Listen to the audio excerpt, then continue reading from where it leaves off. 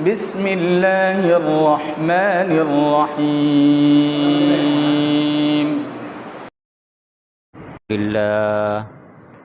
الحمد لله نحمده ونستعينه ونستغفره ونؤمن به ونتوكل عليه ونعوذ بالله من شرور أنفسنا ومن سيئات أعمالنا من يهده الله فلا مضل له ومن يضلله فلا هادي له ونشهد أن لا إله إلا الله وحده لا شريك له ونشهد أن سيدنا وسندنا وإمامنا ومولانا محمدا عبده ورسوله أرسله بالحق بشيرا ونذيرا وداعيا إلى الله بإذنه وسراجا منيرا وصلى الله تعالى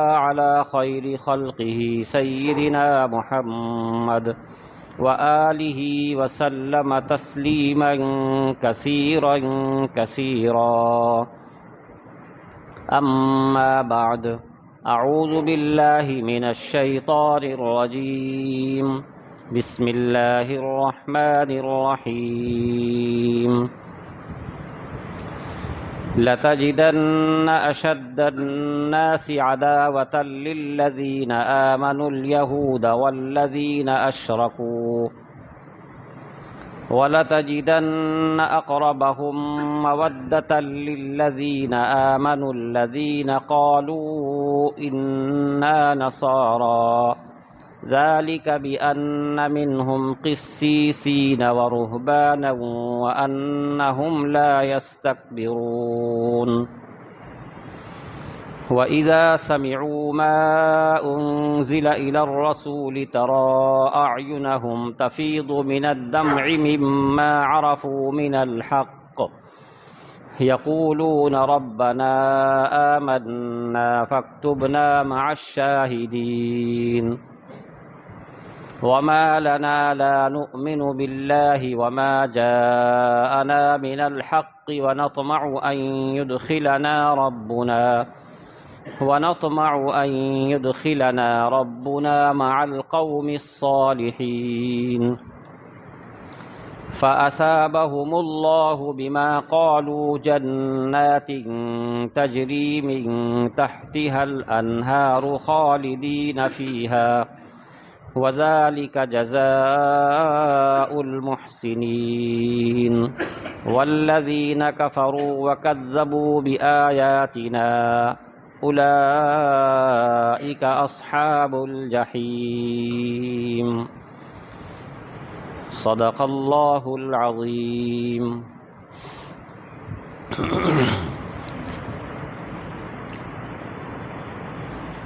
محترم حضرات، یہ سورہ مائدہ ہے جس کی آیت نمبر 82 سے آیت نمبر 86 تک تلاوت کی گئی ہے.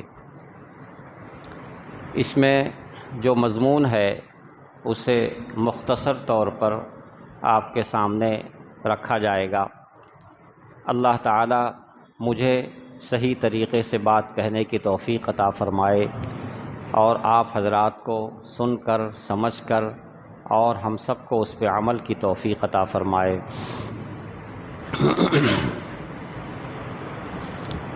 اس سے پہلے بنی اسرائیل کے بارے میں یہ بات آئی تھی کہ حضرت داؤد علی نبینا علیہ الصلاۃ والسلام اور حضرت عیسیٰ ابن مریم علیہ الصلاۃ والسلام کی زبان سے، یعنی زبور میں اور تورات میں، انجیل میں ان پر لعنت کی گئی، اس لیے کہ وہ مسلسل نافرمانی کرتے تھے، حد سے تجاوز کرتے تھے، برائیاں کرتے تھے اور برائیوں کو آپس میں ایک دوسرے کو منع نہیں کرتے تھے. یہ منع نہ کرنا، اس کی وجہ سے برائی بڑھتی چلی گئی اور اللہ تعالیٰ کی ناراضگی بڑھ گئی. اور منع نہ کرتے رہنے کی وجہ سے طبیعتوں میں برائی کی محبت بیٹھ گئی. اچھائی کی محبت دلوں سے نکل گئی، اور نتیجہ یہ ہوا کہ برے لوگوں سے دوستی کرنا ان کو پسند آنے لگا اور اچھے لوگوں سے نفرت کرنا ان کا مزاج بن گیا۔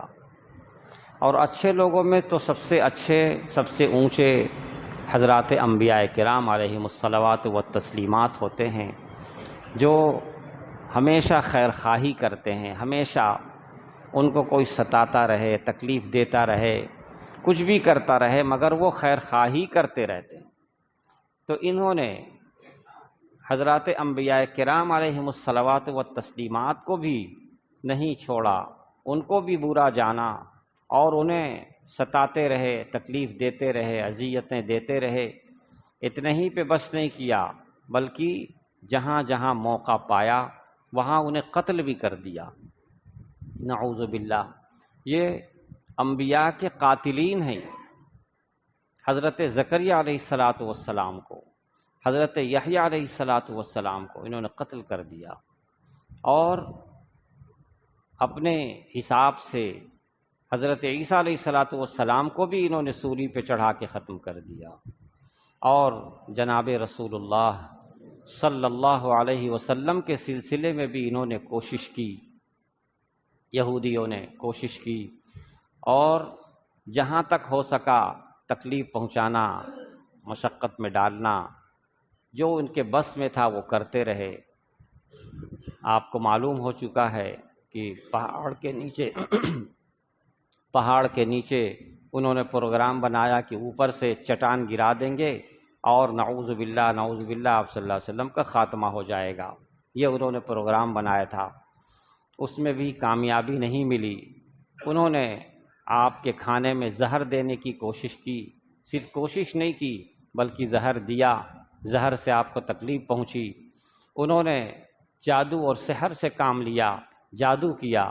غرض یہ ہے کہ جو جو صورت ان کی نظر میں ممکن تھی ان تمام صورتوں سے انہوں نے تکلیف پہنچائی، جادو کر کے اور کھانے میں زہر ملا کر کے، اسی طریقے سے مارنے کی، جان لینے کی ہزار کوششیں کر کے، بدنام کر کے، وغیرہ وغیرہ۔ یہ ان کے صفات، یہ ان کے اخلاق ذمیمہ۔ اس میں یہود کے بارے میں بیان کیا جا رہا ہے، لَتَجِدَنَّ أَشَدَّ النَّاسِ عَدَاوَةً لِلَّذِينَ آمَنُوا الْيَهُودُ وَالَّذِينَ أَشْرَكُوا۔ اے نبی صلی اللہ علیہ وسلم، آپ پائیں گے، اور اگر آپ چاہیں تو ہر مخاطب کو مراد لے لیں، یعنی آپ صلی اللہ علیہ وسلم آپ بھی دیکھیں گے اور ہر سننے والا انسان اس کو دیکھے گا۔ کیا دیکھے گا؟ کہ ایمان والوں سے سب سے زیادہ دشمنی رکھنے والے یہود ہیں اور مشرکین ہیں۔ لَتَجِدَنَّ أَشَدَّ النَّاسِ عَدَاوَةً، سارے انسانوں میں سب سے زیادہ سخت دشمنی رکھنے والے کن سے؟ ایمان والوں سے۔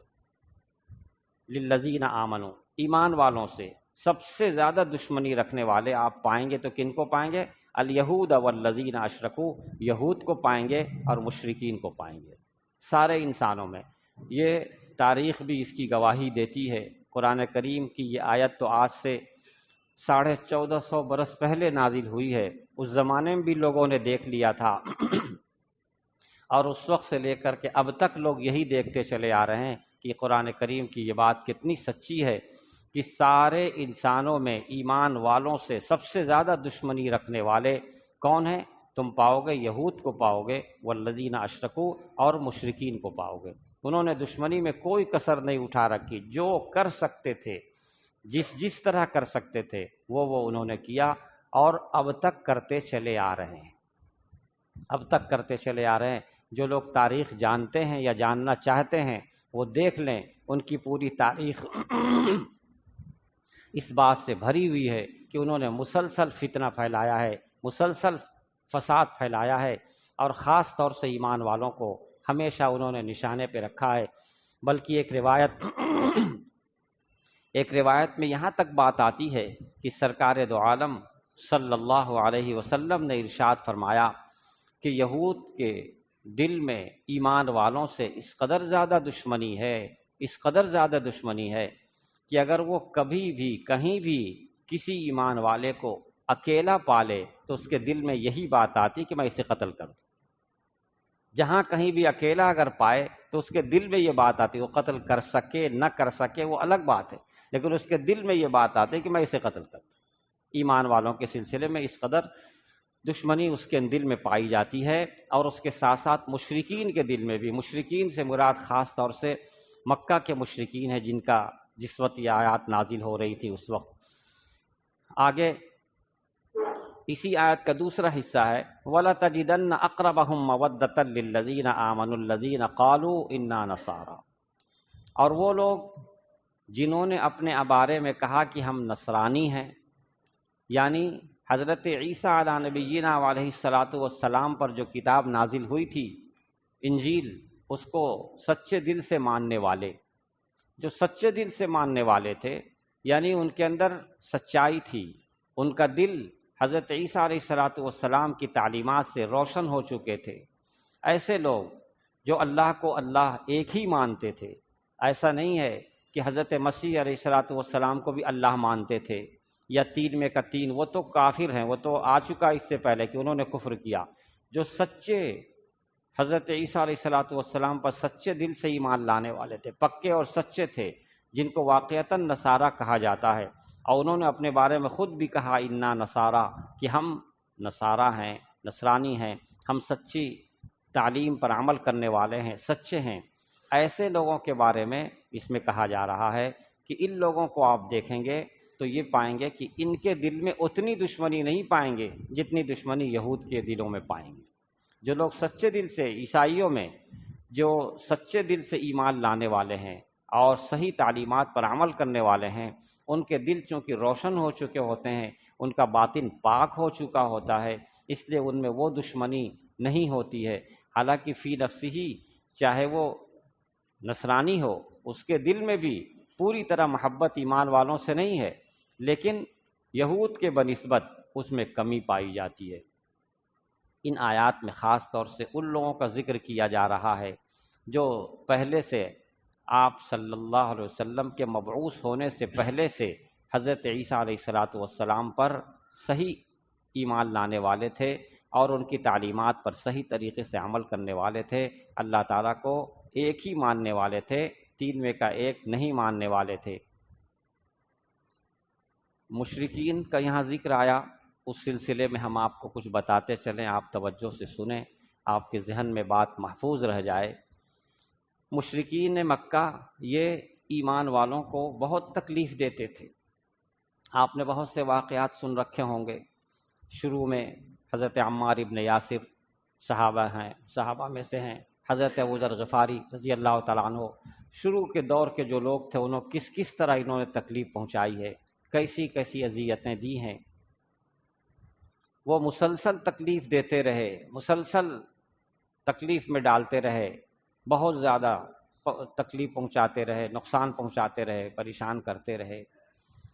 رسول اکرم صلی اللہ علیہ وسلم کو بھی مشرکین مکہ تکلیف پہنچانا چاہتے تھے، لیکن ظاہر اسباب میں آپ کے چچا موجود تھے۔ چچا کا رعب اتنا تھا کہ ان کے چچا کے رعب کی وجہ سے کوئی ان کو ہاتھ نہیں لگا پاتا تھا اور کوئی کچھ کر نہیں پاتا تھا سرکار دو عالم صلی اللہ علیہ وسلم کو۔ وہ چاہتے تھے، کوشش کرتے تھے، مشرکین مکہ کوشش میں پوری طرح کامیاب نہیں ہو پاتے تھے۔ جو کمزور قسم کے مسلمان تھے، کمزور کا مطلب جسمانی اعتبار سے، مالی اعتبار سے، ایمان کے اعتبار سے تو بہت مضبوط تھے، لیکن دیگر اعتبارات سے جو کمزور تھے وہ بار بار ستائے جاتے تھے۔ آپ صلی اللہ علیہ وسلم ان کی تکلیف سے پریشان ہوتے تھے۔ جب بہت تکلیف بڑھ گئی،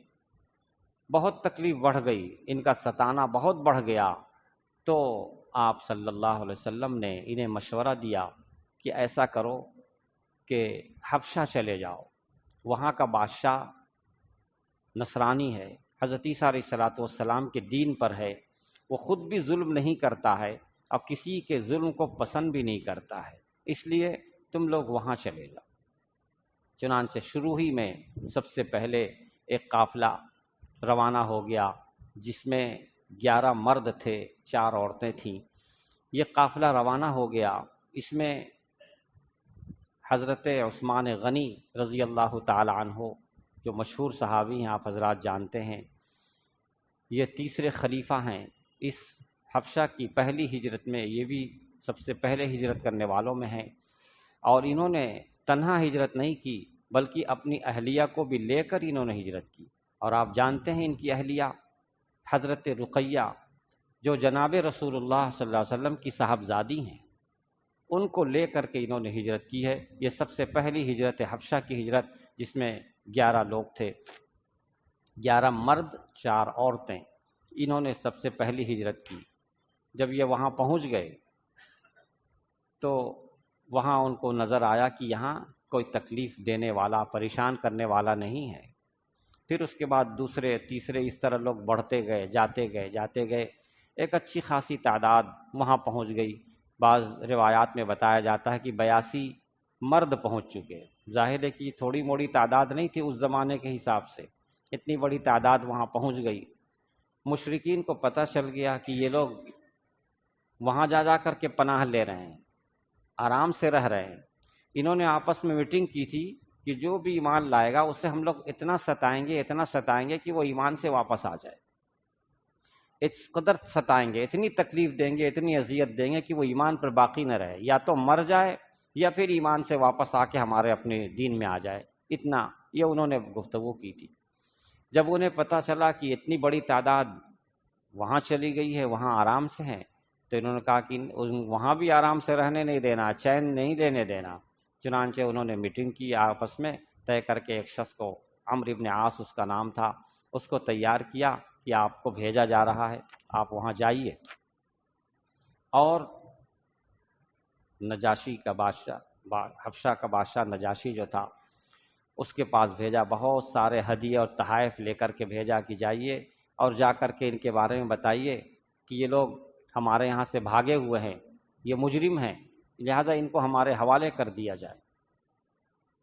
یہ لوگ پہنچے اور ٹھیک اپنے پروگرام کے مطابق ایسا ہی کیا، لیکن یہ بادشاہ چونکہ انصاف پسند تھا اور حضرت عیسیٰ علیہ السلام کا جو دین تھا، ان کی جو تعلیمات تھی، اس تعلیمات پہ قائم تھا، اس لیے اس نے کہا کہ میں تحقیق کروں گا، بغیر تحقیق کے یوں ہی حوالے کر دوں گا ایسا نہیں ہے، میں تحقیق کروں گا۔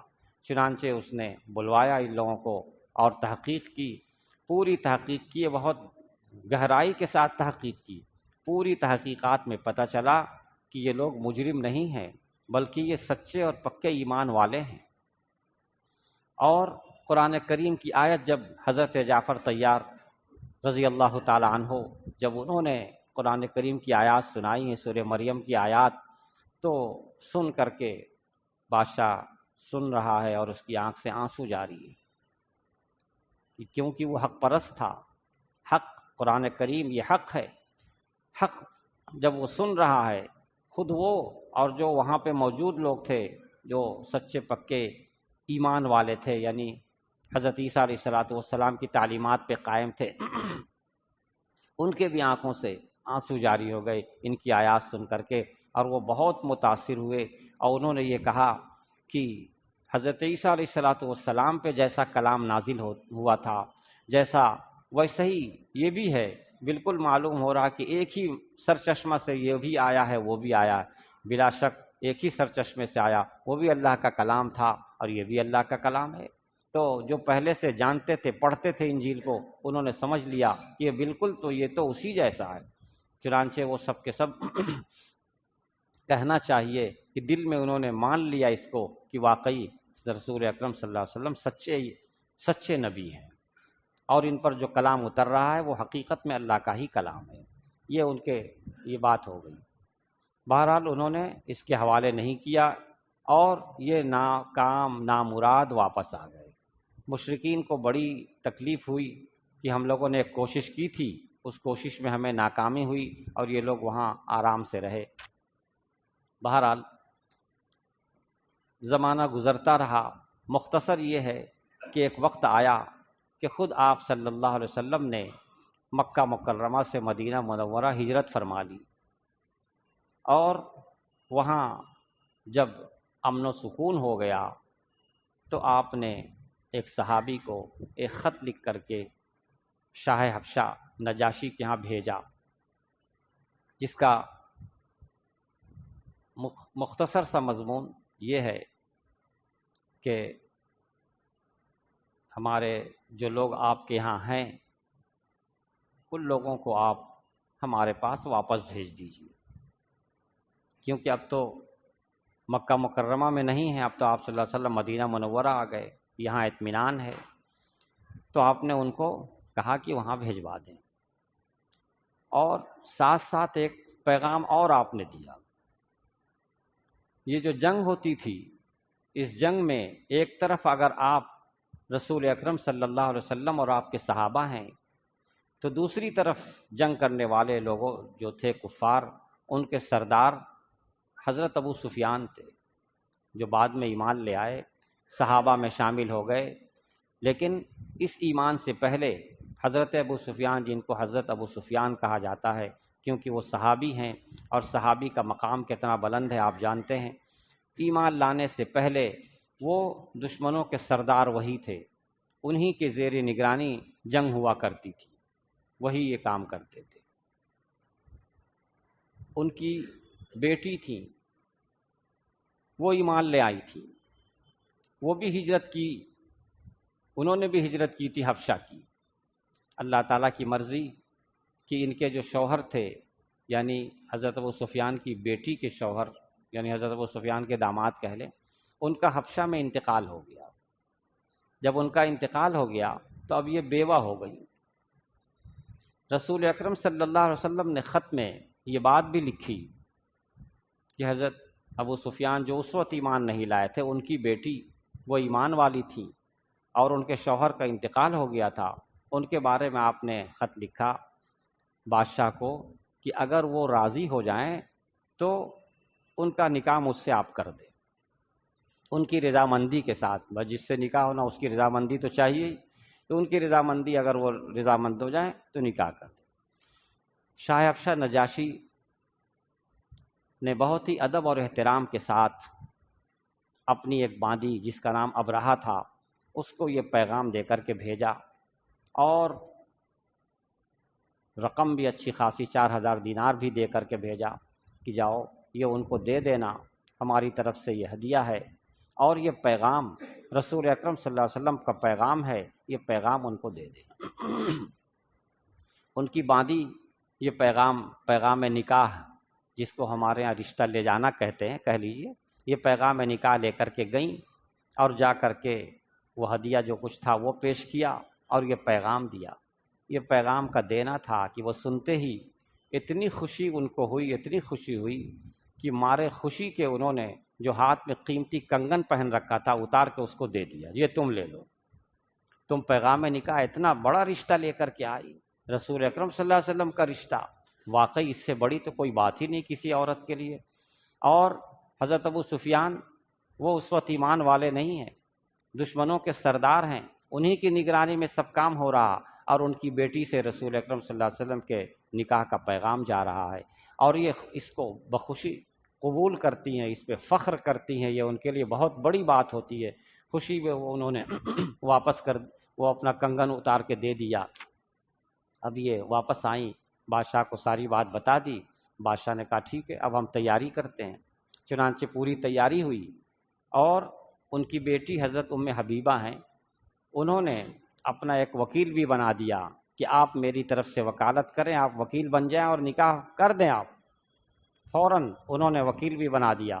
چنانچہ جن کو وکیل بنایا تھا انہوں نے بادشاہ کی نگرانی میں نکاح کر دیا، اور بادشاہ نے وہ مہر ادا کی۔ یہ مہر ایک ایسی مہر ہے جو آپ صلی اللہ علیہ وسلم کی طرف سے حبشہ کے بادشاہ نجاشی نے ادا کی، وہ مہر بھی سب سے زیادہ بڑی قیمتی مہر ادا کی۔ اس کے بعد سارے لوگوں کو انہوں نے بھیج دیا وہاں سے، عزت و ادب اور احترام کے ساتھ بھیج دیا۔ یہ قافلہ دھیرے دھیرے دھیرے چلتے چلتے آپ صلی اللہ علیہ وسلم کے پاس پہنچ گیا۔ حضرت ام حبیبہ فرماتی ہیں کہ مجھے بھی بھیج دیا گیا، بادشاہ نے اپنے بیٹے کو بھی بھیجا، اور 70 آدمی ایسے بھیجے جو وہیں کے رہنے والے تھے، ان سب کو بھیجا کہ یہ سب آپ صلی اللہ علیہ وسلم کے ہاتھ پہ ایمان لائیں گے، جو وہاں کے رہنے والے تھے۔ کچھ اس میں سے ملک شام کے بھی رہنے والے تھے، ان کو بھی بھیجا، ان سب کو بھیجا۔ اللہ تعالیٰ کی مرضی، روایات بتاتی ہیں کہ ایک ہی کشتی پہ تو سب لوگ نہیں سوار ہوئے، الگ الگ کشتی پہ سوار ہوئے، پار ہونا تھا ان کو۔ لیکن جس کشتی پہ شاہ حبشہ کا بیٹا سوار تھا وہ کشتی ڈوب گئی اور ان کا بیٹا بھی اس میں ڈوب گیا، لیکن وہ ایمان لانے ہی کی نیت سے آ رہا تھا اور آپ صلی اللہ علیہ وسلم کی خدمت میں حاضر ہو رہا تھا۔ یہ سارے لوگ حاضر ہوئے، آپ مدینہ سب لوگ پہنچے۔ اس وقت رسول اکرم صلی اللہ علیہ وسلم خیبر میں موجود تھے، تو جن کو خیبر جانا تھا فوری طور پہ آپ صلی اللہ علیہ وسلم سے ملاقات کرنی تھی، وہ سب کے سب تو خیبر چلے گئے۔ لیکن یہ حبیبہ یہ فرماتی کہ میں مدینہ منورہ ہی میں رہی۔ جب آپ صلی اللہ علیہ وسلم مدینہ منورہ پھر تشریف لائے خیبر سے، تو میں ان کی خدمت میں حاضر ہوئی۔ جب میں حاضر ہوئی تو آپ نے سب سے پہلے بادشاہ کی خیر خبر لی، وہ کیسے ہیں، کیا حالات ہیں ان کے، کا میں نے خبر دی۔ اور ان کی جو باندی تھیں، جو جس بادی کے ذریعے سے بادشاہ نے مہر کی رقم بھی بھیجوائی تھی، پہلے تو ہدیہ بھیجوایا تھا، بعد میں مہر کی رقم بھی بھیجوائی تھی، تو مہر کی رقم جب وہ لے کر آئیں تو انہوں نے اس میں سے کچھ ان کو دینا چاہا، انہوں نے کہا نہیں، مجھے بادشاہ نے منع کر دیا کہ وہ کچھ دیں گی تو اس میں سے کچھ دیں گی تو لینا مت، اس لیے میں نہیں لیتی۔ میں تو ان کے گھر کے کھانا پکانے کی ساری چیزوں کی ذمہ داری میرے ہی سر ہے، میرے پاس کوئی کمی نہیں ہے۔ جب آپ جائیں گے رسول اللہ صلی اللہ علیہ وسلم کے پاس تو میرا سلام کہہ دیں۔ دیکھیے باندی نے سلام کہوایا، تو اس وقت انہوں نے ان کا سلام بھی کہا اور ساری باتیں بتائیں۔ ابو سفیان جو اس وقت ایمان نہیں لائے تھے، ان کو پتہ چل گیا کہ میری بیٹی کا نکاح ان سے ہو گیا۔ یہ اس خبر سے ابو سفیان کو کوئی تکلیف نہیں پہنچی، ناراضگی نہیں ہوئی، اس لیے کہ وہ بھی جانتا تھا کہ آپ صلی اللہ علیہ وسلم سے اچھا انسان کوئی ہو ہی نہیں سکتا، اس لیے اس نے تعریف کی، کہا بھائی نکاح ہو گیا، وہ تو بہت شریف آدمی ہیں، ان کی شرافت کو تو کوئی پہنچ ہی نہیں سکتا، وہ تو عزت والے آدمی، ان کی عزت تک تو کوئی پہنچ ہی نہیں سکتا، حالانکہ دشمنی ہے، سب کچھ ہے، لیکن بیٹی کا نکاح سن کر کے غم نہیں ہوا، پریشانی ناراضگی نہیں ہوئی، بلکہ خوشی ہوئی، تعریف کی۔ اور اس کا بہت بڑا فائدہ یہ ہوا کہ جو بڑے بڑے دشمن تھے ان کے دل میں دشمنی ختم، دل سے دشمنی نکل گئی۔ دل سے دشمنی کا نکل جانا آپ صلی اللہ علیہ وسلم کے کاموں میں بڑی حکمت ہوا کرتی تھی۔ تو آپ نے جو پیغام نکاح بھیجا اور یہ نکاح ہوا، اس نکاح کے بڑے فوائد سامنے آئے۔ ادھر کی پوری قوم جس میں دشمنی گھسی ہوئی تھی، ہر وقت بدلہ لینے کے لیے تلے رہتے تھے، اب جو ہے اس میں تبدیلی آ گئی۔ اور پھر ایک وقت آیا جو آپ جانتے ہی ہیں کہ حضرت ابو سفیان خود بھی ایمان میں داخل ہو گئے۔ تو وہ جو اس وقت جو 70 آدمی آئے تھے، جو حضرت عیسیٰ علیہ الصلوۃ والسلام کی لائی ہوئی تعلیمات پر عمل کرنے والے تھے، ان کے دین پر تھے، ان کے بارے میں بطور خاص کہا جا رہا ہے کہ آپ ان کو پائیں گے کہ ان کے دل میں ایمان والوں کی محبت ہے، وہ ایمان والوں کی محبت سے زیادہ قریب ہیں۔ اس کی وجہ قرآن بیان کرتا کہ ایسا کیوں، ذالک بأن منہم قسیسین، اس لیے کہ ان میں یعنی نصارہ میں علم رکھنے والے علماء ہیں، اور راتوں کو دنوں کو عبادت کرنے والے درویش بھی اس میں علماء اور راتوں کو عبادت کرنے والے بزرگان دین اس میں موجود ہیں۔ ان کا اثر یہ ہے کہ ان کے عوام میں ایمان والوں سے قرب ہے۔ وَأَنَّهُمْ لَا يَسْتَكْبِرُونَ، اور یہ بھی ایک بات ہے کہ ان کے اندر تکبر نہیں ہے۔ علماء لکھتے ہیں کہ جس قوم میں علماء ہوں گے اور جس قوم میں درویش اور بزرگ ہوں گے، اس قوم میں کے دلوں میں نرمی ہوگی، تکبر نہیں ہوگا، کبر نہیں ہوگا، نخوت نہیں ہوگی۔ اور یہ واقعہ ہے کہ جس علاقے میں دیکھا جاتا ہے، جس علاقے میں علماء کی کثرت ہوتی ہے یا بزرگان دین کی کثرت ہوتی ہے، اس علاقے کے لوگوں میں دلوں میں بھی نرمی ہوتی، تکبر نہیں ہوتا ہے، اور وہ نیکی کی طرف بڑھنے والے ہوتے ہیں۔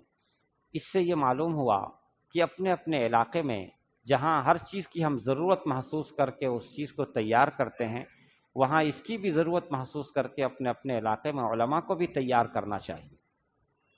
آج ہمارے کلکتہ میں بہت ہی زیادہ، ہم اس کو کیا لفظ استعمال کریں، اگر یہ کہیں کہ بدقسمتی ہے تو شاید صحیح ہوگا کہ یہاں علم دین پڑھانے والوں کی تعداد بہت کم ہے، بہت کم ہے، جس کے نتیجے میں مسجد میں امام عالم تلاش کیا جائے تو امام عالم نہیں مل پاتے ہیں، اور اگر ملتے ہیں بڑی مشکل سے تو وہ کلکتہ کے نہیں باہر کے ہوتے ہیں، اس لیے کہ یہاں ہے ہی نہیں، لوگ پڑھاتے ہی نہیں۔ جب پڑھاتے نہیں تو یہ ضرورت یہاں کیسے پوری ہوگی؟ اگر علماء کی ایک اچھی خاصی تعداد ہو تو اس کی وجہ سے عوام میں تکبر ختم ہو جاتا ہے، حرام خوری کم ہو جاتی ہے، اور دلوں میں نرمی آ جاتی ہے، معاشرے کی اصلاح ہو جاتی ہے۔ یہ بڑے فوائد ہیں، اور جب معاشرے کی اصلاح ہو جائے تو روزی میں برکت پیدا ہونی شروع ہوتی ہے۔ تو ہم لوگوں کے ہاں جو بہت ساری دشواریاں ہیں، پریشانیاں ہیں، اس کے بہت سارے اسباب اگر ہیں، اس میں سے ایک اہم سبب یہ ہے کہ ہمارے اپنے اندر کے علماء برائے نام ہیں، برائے نام بہت ہی کم تعداد ہے۔ صحیح بات یہ ہے کہ 1% بھی نہیں ہے، -0 میں پتہ نہیں کتنا نیچے جانا پڑے گا تب جا کر کے کچھ ہو پائے گا، اس قدر۔ تو اس کی طرف اگر آپ حضرات توجہ کریں تو بہت کچھ فائدہ سامنے آ سکتا ہے۔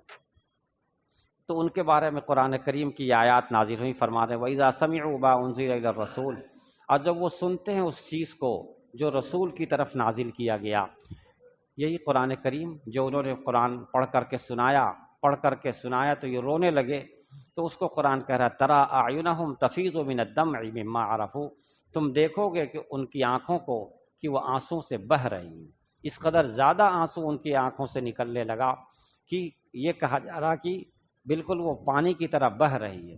کیوں؟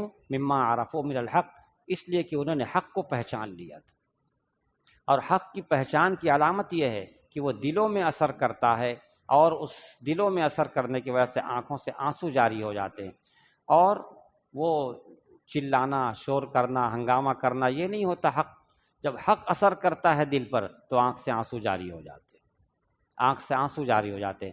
اور حق اگر اثر نہیں کرتا، صرف دکھلاوا کرنا ہو تو آدمی زبان سے چلاتا ہے، کودتا ہے، پھاندتا ہے، یہ سب کام کرتا ہے۔ یہ حق دل میں حق کے اثر کرنے کی یہ علامت نہیں ہے کہ وہ چلانے لگے اور کودنے لگے، ادھر سے ادھر کرنے لگے، لوگ کہیں کہ ہاں جذبات میں آ گئے ہیں اور یہ ہو گیا۔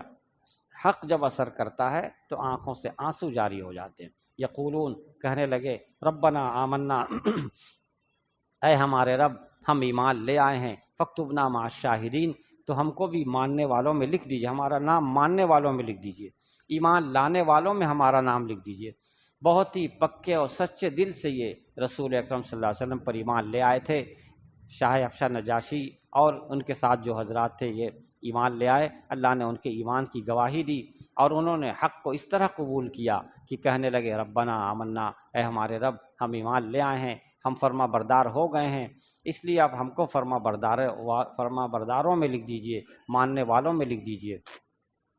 اور آگے انہوں نے یہ بھی کہا وَمَا لَنَا لَا نُؤْمِنُ بِاللَّهِ، ہمیں کیا ہو گیا ہے کہ ہم اللہ پر ایمان نہ لائیں، اور اس چیز پر ایمان نہ لائیں جو حق ہم پر آیا ہے۔ ایمان لانے سے کوئی چیز مانع نہیں ہے، بلکہ ہر چیز ہمیں نظر آ رہی ہے، بالکل حق ہے، لہذا ہم کو ایمان لانے میں کوئی رکاوٹ نہیں۔ وَنَطْمَعُ أَن يُدْخِلَنَا، اور کیا ہو گیا کہ ہم اس سے امید نہ رکھیں کہ اللہ ہم کو، کہ ہمارا رب ہم کو داخل کر دے گا نیک لوگوں کے ساتھ، صالح جو لوگ ہیں، دیگر صحابہ کرام جو ہیں ان لوگوں کے ساتھ ہم کو شامل کر دے گا، کیونکہ یہ لوگ پہلے ہی سے مقبول بارگاہ ہیں، اللہ کے رسول صلی اللہ علیہ وسلم پر پہلے سے ایمان لا کر کے، مشقت اٹھا کر کے انہوں نے اپنے، بلکہ جان کی بازی لگا کر کے اپنے آپ کو انہوں نے رکھا ہے، تو ہم کو بھی انہی میں شامل کر دیجئے۔ اللہ تعالیٰ فرماتے جب انہوں نے اس طرح دل سے سچا ایمان لائے تو اللہ تعالیٰ نے کیا کیا، فَأَصَابَهُمُ اللَّهُ بِمَا قَالُوا، تو اللہ نے ان کو پھر بہترین بدلہ دیا اس چیز کی وجہ سے جو انہوں نے کہا، ان کی زبان سے جو کچھ ایمان کی بات نکلی اس کی وجہ سے اللہ تعالیٰ نے ان کو بدلے میں جنت عطا فرمایا، جو جس کے نیچے نہریں جاری ہیں، یعنی جنت جو ملنے والی ہے اس جنت کا تذکرہ ہو رہا کہ وہ اللہ تعالیٰ عطا فرمائیں گے، خالدین فیہا، جس میں یہ ہمیشہ ہمیش رہیں گے۔ رسول اکرم صلی اللہ علیہ وسلم پر ایمان لے آنا ہی یہ اتنی بڑی نعمت ہے کہ اب اس کے بدلے میں اللہ تعالیٰ جنت عطا فرما دیں گے۔ اگرچہ یہ گناہ گار ہو، گناہ کرنے والا ہو، لیکن ایمان اگر اس کے دل میں ہے تو اللہ تعالیٰ جنت عطا فرمائیں گے۔ کچھ دیر سے عطا ہو وہ الگ بات ہے، لیکن جنت ملے گی۔ وذالک جزاء المحسنین، فرماتے ہیں اللہ تعالیٰ، اور یہ نیکی کرنے والوں کا یہی بدلہ ہے۔ جو سچے دل سے ایمان لے آتے ہیں اللہ تعالیٰ ان کو جنت ہی عطا فرمائیں گے، یہی بدلہ ہے۔ قرآن جہاں نیکی والوں کا، جنت کا جہاں بھی تذکرہ کرتا ہے تو ساتھ ساتھ جو برائی کرنے والے ہیں اور ان کو جو بدلہ میں ملنے والا ہے اس کا بھی تذکرہ کرتا ہے۔ اس لیے آگے اس ایک آیت میں ایک اور چیز کا تذکرہ، والذین کفروا وکذبوا، اور جنہوں نے کفر کیا، اللہ کی آیات کا انکار کر دیا، اللہ کا انکار کر دیا، اللہ کے رسول کا انکار کر دیا، وکذبوا بآیاتنا، اور ہماری آیتوں کو انہوں نے جھٹلانا شروع کر دیا، نعوذ باللہ، تو اولئک اصحاب الجحیم، یہی وہ لوگ ہیں جو جہنم میں جانے والے ہیں، دوزخ والے ہیں۔ یہاں تک بات، چند آیات کی بات پوری ہو گئی، جس کا بہت ہی مختصر خلاصہ یہ ہے کہ قرآن کریم کو اگر بغور دل سے سنا جائے تو یہ حق ہے، دلوں پہ اثر کرتا ہے، دلوں پہ اثر کرتا ہے۔ اور اگر اسی طرح دل سے اس کا مطالعہ کیا جائے، یعنی تلاوت کی جائے، گہرائی کے ساتھ اس کی تلاوت کی جائے تو اس کی تلاوت بھی اثر کرتی ہے۔ اس زمانے میں جب کہ دلوں کی صلاحیتیں فاسد ہو گئیں، استعداد فاسد ہو گئی، اس میں بھی کوئی اگر دل سے تلاوت کرتا ہے تو آج بھی سننے والوں کے رونگٹے کھڑے ہو جاتے ہیں اور آنکھوں سے آنسو جاری ہو جاتے ہیں۔ تو وہ تو سچے دل سے پڑھنے والے تھے، اس لیے اس کا کتنا اثر ہوگا آپ اس کو سمجھ ہی سکتے ہیں۔ اور جب کوئی شخص سچے دل سے ایمان لے آتا ہے، اللہ تعالیٰ کی فرما برداری میں اپنے آپ کو لگا دیتا ہے، تو اللہ تعالیٰ وعدہ فرما رہے ہیں کہ ہم اس کو جنت عطا فرما دیں گے۔ تو ہم کو بھی اپنے آپ کو نیک اعمال میں لگائے رکھنا چاہیے اور قرآن کریم کی تلاوت کا معمول بنا لینا چاہیے۔ ہم لوگ اس معاملے میں بہت پیچھے ہیں، اور ابھی کے جو تازہ حالات ہیں جو ہم سب کے سامنے ہیں، ان حالات کو ہم کو بیان کرنے کی ضرورت نہیں ہے، اور ایسا نہیں ہے کہ آپ سمجھ نہیں رہے ہیں، سب کچھ آپ سمجھ رہے ہیں۔ اس وقت امت مسلمہ کا جو حال ہے اور جو کچھ مظالم ان پہ ڈھائے جا رہے ہیں، ان حالات میں اگر ہم غفلت کے شکار رہیں گے اور اپنی مجلسیں اسی طرح جماتے رہیں گے، اپنی زندگی ویسے ہی گزارتے رہیں گے جیسے گزارتے آ رہے ہیں، تو یہ ہماری بے حسی کی بات ہوگی۔ اس لیے ابھی ہم کو جاگنا ہوگا، اپنے آپ کو تیار کرنا ہوگا اور اپنے دن بھر کے اعمال کو دیکھنا ہوگا، اس کا محاسبہ کرنا ہوگا کہ ہم کیا کر رہے ہیں۔ اگر غفلت کی زندگی گزر رہی ہے اور بیہودہ اعمال زیادہ سے زیادہ ہم سے ہو رہے ہیں تو ان سب کو دھیرے دھیرے ترک کرنا ہوگا، اور ترک کر کے اپنے آپ کو صحیح راہ پہ لانا ہوگا۔ ایک روٹین بنانا جس کو بولتے ہیں، بنانا ہوگا۔ دن بھر میں اتنی دیر ہم بیٹھ کے تلاوت کریں گے۔ جو لوگ کام کرتے، بزنس کرتے ہیں، ڈیوٹی کرتے ہیں، کچھ بھی کرتے ہیں، ان 24 گھنٹے میں اتنا وقت تو نکال ہی لینا چاہیے، خاص طور سے ایسے سخت حالات میں۔ صرف ہم زبان سے تذکرہ کریں ان پہ بہت ظلم ہو رہا، ان پہ بہت ظلم ہو رہا، بہت ظلم ہو رہا، اس طرح کہنے سے کچھ حاصل نہیں ہوگا۔ ہم کو کام کرنا ہوگا، کام میں اپنے آپ کو لگانا ہوگا۔ وہ کیا ہے؟ 24 گھنٹہ میں سے کچھ وقت نکالیں، 1 گھنٹہ، آدھا گھنٹہ وقت نکالیں کہ ہم کو تلاوت اتنی دیر کرنا ہے، اس کے لیے وقت نکالنا ہوگا۔ اور اسی 24 گھنٹے میں آدھا گھنٹے کا وقت بھی نکالنا ہوگا جس میں خالص اللہ تعالیٰ کے سامنے ہاتھ پھیلا کر کے، گڑ گڑا کر کے رونا ہوگا کہ یا اللہ، یہ ہمارے بھائی ہیں، یہ ہمارے بھائی ہیں جو پھنسے ہوئے ہیں اور اپنی جان کی بازی لگائے ہوئے ہیں، یا اللہ ان کی مدد فرمائیے۔ آپ اسباب کے محتاج نہیں ہیں، ہم لوگ کمزور ہیں، عاجز ہیں، آپ عاجز نہیں ہیں، اور کوئی آپ کو عاجز کرنے والا بھی نہیں ہے۔ تو اس طرح اللہ تعالیٰ کی تعریف کرنا، اللہ کی بڑائی بیان کرنا، اپنی کمزوری بیان کرنا، اپنی عاجزی ذکر کرنا، ذکر کر کے پھر ان پریشان حال لوگوں کی جو جان کی بازی لگائے ہوئے ہیں اور مسجد کی حفاظت کے لیے اپنے آپ کو انہوں نے وقف کر رکھا ہے، اس مسجد کی حفاظت کے لیے جس مسجد کی حفاظت کی ذمہ داری ہمارے اوپر بھی ہے اور سارے مسلمانوں پر ہے، یہ مسجد اقصیٰ۔ یہ آپ صلی اللہ علیہ وسلم جب معراج میں تشریف لے گئے تھے تو آپ کو معلوم ہے آپ کہاں سے تشریف لے گئے تھے؟ مسجد حرام سے چلے تھے، یعنی مکہ مکرمہ سے، وہاں سے چل کے آپ پہلے مسجد اقصیٰ پہنچے تھے، آپ مسجد اقصیٰ پہنچے، اور براق پر تشریف لے گئے تھے، حضرت جبریل صلاۃ والسلام براق پر لے کر کے گئے تھے، وہاں پر آپ تشریف لے گئے اور براق کو اسی جگہ آپ نے باندھا جہاں دوسرے انبیاء پہلے باندھا کرتے تھے۔ پھر آپ نے اس مسجد میں تمام انبیاء کرام علیہم الصلوات و تسلیمات کی امامت کی ہے۔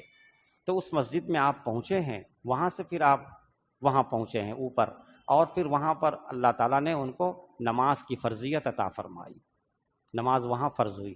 تو تشریف کہاں سے لے گئے؟ مسجد اقصیٰ سے، اور پھر واپس وہاں مسجد اقصیٰ آئے، پھر وہاں سے مکہ مکرمہ تشریف لائے۔ تو نماز کی اہمیت کا اور اس مسجد کی اہمیت کا اندازہ لگائیے، اس مسجد کی اہمیت کا اندازہ لگائیے۔ مسجد حرام سے آپ چل کے مسجد اقصیٰ پہنچے اور وہاں سارے نبیوں کی آپ نے وہاں امامت کی ہے، پھر وہاں سے معراج پہ تشریف لے گئے، واپس آئے ہیں، نماز کی فرضیت کو لے کر کے آئے ہیں، اور پھر مسجد اقصیٰ ہی اترے ہیں، پھر وہاں سے مکہ مکرمہ آئے ہیں۔ اور جب آپ نے لوگوں کو بیان کیا تو شروع وقت کا زمانہ تھا، لوگوں کو بیان کیا تو جو مشرکین تھے ان کو تو ہنسی سوجھ گئی، مذاق سوجھ گیا، ایسا مسجد اقصیٰ یہاں ہے، مکہ یہاں، مسجد اقصیٰ وہاں، یہ کیسے ہو سکتا ہے؟ یہ گئے بھی چلے بھی آئے، صبح صبح اٹھ کے کہہ رہے ہم گئے تھے، اگر رات میں گئے تھے تو صبح یہاں نظر کیسے آ رہے ہیں؟ ان لوگوں کو ہنسی کا موقع مل گیا، مذاق کو موقع مل گیا۔ ابو جہل سن کے وہ بھی حیران کہ یہ کیا بات ہے۔ اب لوگ پہنچے حضرت ابوبکر صدیق رضی اللہ عنہ کے پاس، کہا کہ ارے بھائی، ایک شخص ہے جو کہتا ہے کہ میں یہاں سے وہاں مسجد اقصیٰ چلا گیا اور پھر راتوں رات واپس بھی آ گیا، کیا یہ بات سچ ہو سکتی ہے؟ ایسا ہو سکتا ہے؟ تو انہوں نے کہا کہ نہیں، ایسا نہیں ہو سکتا۔ تو کہا کہ ایسا نہیں ہو سکتا، لیکن معلوم ہے آپ کے ساتھی ہیں، یعنی آپ صلی اللہ علیہ وسلم، وہ کہہ رہے ہیں۔ فوراً حضرت ابوبکر کہتے ہیں کہ اگر وہ کہتے ہیں تو ہم اس کو مانتے ہیں، ہو سکتا ہے۔ کہتا اچھا مانتے ہیں؟ کہاں مانتے ہیں، اگر وہ کہہ رہے تو ہم مانتے ہیں۔ کہا ایسا کیسے ہو گیا؟ ابھی تو آپ کہہ رہے تھے نہیں ہو سکتا ہے۔ کہا کہ ہاں، دوسرا کوئی کہے تو ہم کہیں گے نہیں ہو سکتا ہے، لیکن اگر وہ کہہ رہے ہیں تو ہو سکتا ہے۔ کہا کیسے آپ مانتے ہیں؟ کہا ارے اس سے بڑی بات تو ہم مانتے ہیں، ہم اس سے بڑی بات یہ مانے ہوئے ہیں کہ اللہ تعالیٰ کے پاس سے جبرائیل صلاۃ والسلام آتے ہیں وحی لے کر، اور پھر چلے بھی جاتے ہیں، منٹوں میں یہ سب کام ہو جاتا ہے، تو وہ تو اس سے بھی دور ہے۔ جب ہم اس کو پہلے سے مانے ہوئے ہیں تو یہ کون سی اتنی بڑی بات ہے، یہ ہم مانتے ہیں۔ یہ حضرت بکر صدیق رضی اللہ عنہ کو اسی لیے صدیق کہا جاتا ہے کہ انہوں نے فوراً مان لیا۔ تو آپ صلی اللہ علیہ وسلم جب وہاں تشریف لے گئے تو آپ سمجھیے اس مسجد کی اہمیت کو سمجھیے، اس لیے اس کے لیے دعا کرنا ضروری ہے۔ اگر ہم نے غفلت برتی اور ہماری غفلتوں کے نتیجے میں کوئی نقصان ہوا تو ذمہ دار ہم سب ہوں گے۔ قیامت میں وہاں کے لوگوں سے نہیں صرف سوال ہوگا، ہم سے بھی سوال ہوگا، ہم سے بھی سوال ہوگا، ہم بری نہیں ہو سکیں گے۔ اس لیے اپنے آپ کو بری ہونے سے بچنے کے لیے ضروری ہے، میں آپ سب کو دعوت عام دے رہا ہوں، اور ہم اپنے آپ کو بھی کہہ رہے ہیں کہ ہم بھی وقت نکالیں، آپ بھی وقت نکالیں، روزانہ 24 گھنٹے میں کم سے کم آدھا گھنٹہ ایسا نکالیں جس میں ہم خالص اپنے آپ کو اللہ سے جوڑ لیں اور ان سے رو رو کر کے دعا کریں۔ اتنے سارے لوگ اگر اللہ سے جڑ کے سچی طرح دعا کریں گے تو کیا یہ دعا قبول نہیں ہوگی؟ ضرور ہوگی۔ ہاں، دل سے دعا مانگنا شرط ہے، یقین کے ساتھ دعا مانگنا شرط ہے۔ اللہ تعالی ہم سب کو اس کی توفیق عطا فرمائے۔ یہ پیغام عورتوں میں بھی پہنچا دیجیے، مردوں میں بھی پہنچا دیجیے، اپنے جاننے والوں کو بھی ترغیب دیجیے کہ یہ کام کرنا ہے، اور وہ براہ راست شریک ہیں، ہم یہاں سے اس طرح شریک ہوں گے، دعاؤں کے ذریعے شریک ہوں گے۔ درود شریف پڑھ لیجیے۔ اللہم صلی علی محمد وعلی آل محمد کما صلیت علی ابراہیم وعلی آل ابراہیم انک حمید مجید۔ اللہم بارک علی محمد وعلی آل محمد کما بارکت علی ابراہیم۔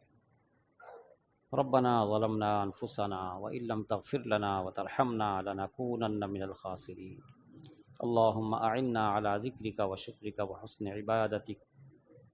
یا اللہ، ہم گناہگار ہیں، ہمارے گناہوں کو معاف فرما دیجیے۔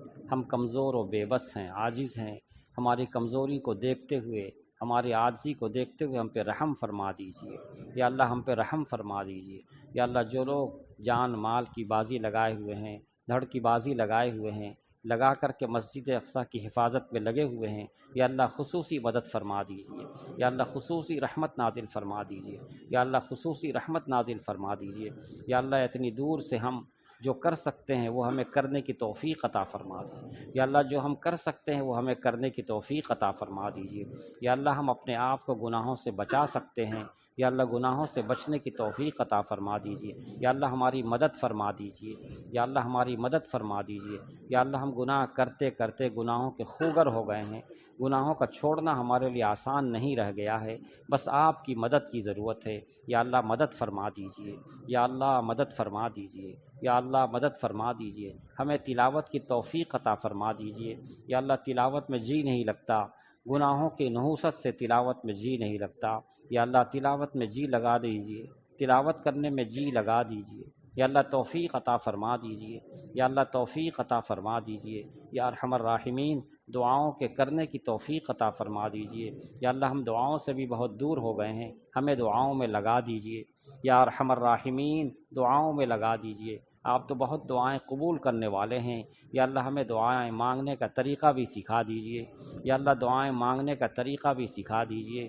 یا اللہ بہتر طریقے سے دعا مانگنے کی توفیق عطا فرما دیجیے، یا اللہ مظلوموں کی مدد فرما دیجیے، یا اللہ مظلوموں کی مدد فرما دیجیے، یا اللہ مظلوموں کی مدد فرما دیجیے، ظالموں کا ہاتھ پکڑ لیجیے، یا اللہ ظالموں کا ہاتھ پکڑ لیجیے، یا اللہ ظالموں کا ہاتھ پکڑ لیجیے، یا اللہ یا ارحم الراحمین یہود و مشرکین پہ لعنت نازل فرما دیجیے، یہود و مشرکین پہ لعنت نازل فرما دیجیے، یا اللہ یہ آپ کے راستے سے روکتے ہیں، آپ کے رسولوں کی تکذیب کرتے ہیں، آپ کو ماننے والوں کو قتل کرتے ہیں، یا اللہ یا ارحم الراحمین ان کے آپس میں اختلاف پیدا فرما دیجیے، ان کے اتحاد کو ختم فرما دیجیے، یا اللہ ان کے اتحاد کو ختم فرما دیجیے، ان کی جمعیت کو ختم فرما دیجیے، یا اللہ ان کی جمعیت کو ختم فرما دیجیے، یا اللہ یا ارحم الراحمین وہ عذاب نازل کر دیجیے جو آپ مجرموں پہ نازل فرما دیتے ہیں، یا اللہ وہ عذاب نازل فرما دیجیے جو آپ مجرموں پہ نازل فرماتے ہیں، یا اللہ ہم سب کی دعاؤں کو قبول فرما لیجیے، وصلی اللہ تعالی علی خیر خلقہ سیدنا محمد وآلہ وصحبہ اجمعین برحمتک یا ارحم الراحمین۔